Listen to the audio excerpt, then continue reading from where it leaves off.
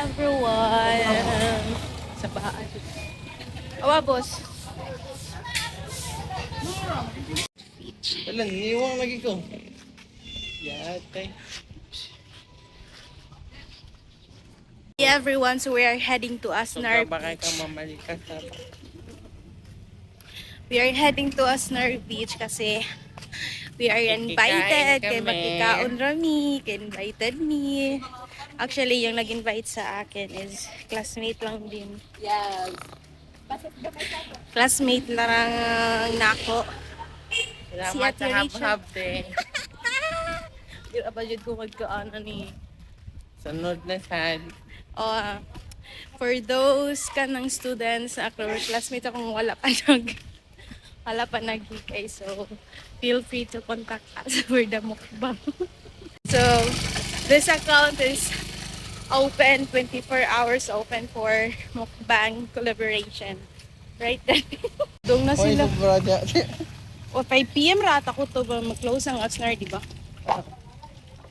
So, here we are again. Sila padong na ulit, pero padong kami dito.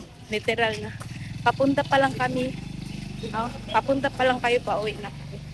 Right, Daddy? The main reason why kung bakit lang kami nandito, so that time it's already 2:36 in the afternoon. The main reason why kung bakit ngayon lang kami pupunta, kasi ang tagal kasi ng taong to siya. Tapos kanina pa sila nandun. Panihapon ramong adtuon. And we are almost there. This is the entrance sa puntang Asnar. Ito yung Asnar residence. Tapos dyan yung beach. Ang dami palang nag-celebrate dito. Hi, celebrants. Nakikikain kami sa inyo. So, here we are. Hala na, may entrance, Daddy.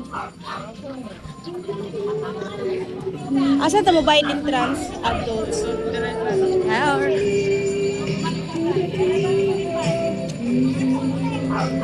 Ay! Hopas! Ay, naligo mo?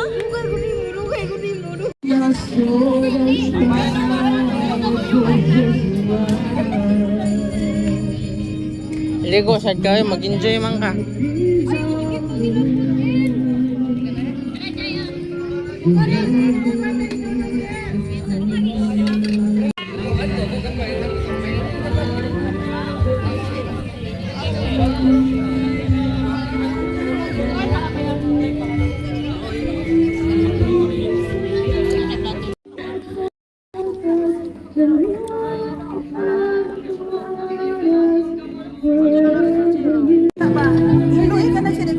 Sana in the highest.